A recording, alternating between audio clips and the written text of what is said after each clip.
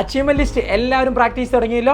Productivity കൂട്ടാനുള്ള മറ്റൊരു powerful technique time block. സംഭവം ഇങ്ങനെയാണ്. ഏതെങ്കിലും ഒരു വർക്ക് ചെയ്യുന്നതിന് മുമ്പ് ഇതിന് എത്ര സമയം വേണമെന്ന് മനസ്സുകൊണ്ടൊന്ന് കണ്ടെത്തുക. ഫോർ എക്സാമ്പിൾ, നോട്ട് പ്രിപ്പയർ ചെയ്യുക എന്നുള്ളതാണ് നിങ്ങളുടെ വർക്ക്. 1 മണിക്കൂറിന് ഫിനിഷ് ചെയ്യാൻ പറ്റും. അങ്ങനെയാണെങ്കിൽ ആ 1 മണിക്കൂർ സെറ്റ് ചെയ്യുക, എല്ലാ ഡിസ്ട്രാക്ഷൻസും മാറ്റി വെക്കുക, ആ 1 മണിക്കൂർ ഫോക്കസ്ഡ് ആയിട്ട് നിന്ന് വർക്ക് ചെയ്ത് അതങ്ങ് ഫിനിഷ് ചെയ്യുക.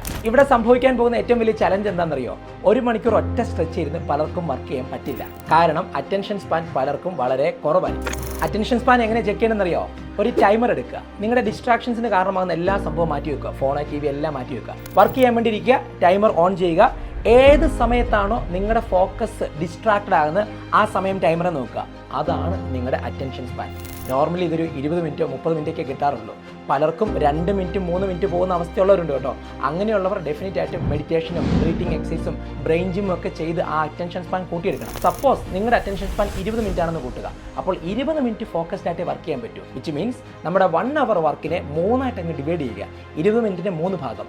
ഓരോ 20 മിനിറ്റ് കഴിയുമ്പോഴും കുറച്ച് സമയം ഒന്ന് ബ്രേക്ക് എടുക്കുക, വീണ്ടും വന്ന് ഫോക്കസ്ഡ് ആയിട്ട് വർക്ക് ചെയ്യുക. ഇങ്ങനെ വേണം നമ്മുടെ അറ്റൻഷൻ സ്പാൻ കൂട്ടിയെടുക്കാൻ. അങ്ങനെ ക്രമേണ ഈ 20 മിനിറ്റ് എന്നുള്ളത് 25, 30, 35 അങ്ങനെ കൂട്ടിയെടുത്ത് നിങ്ങളുടെ ടൈം ബ്ലോക്കിങ്ങിന് അനുസൃതമായ രീതിയിലേക്ക് സമയം സെറ്റ് ചെയ്യുക. റിസൾട്ട് മെല്ലെ കൂടി വരുന്നതാണ്. അപ്പോൾ സംഭവം ക്ലിയർ ആയെങ്കിൽ ടൈം ബ്ലോക്കിംഗ് കമന്റ് ചെയ്തിട്ട് ഇന്ന് തൊട്ട് പരിപാടി ആരംഭിച്ചോ. ഇൻസ്പയർ വിത്ത് അനീഷ് മോഹൻ.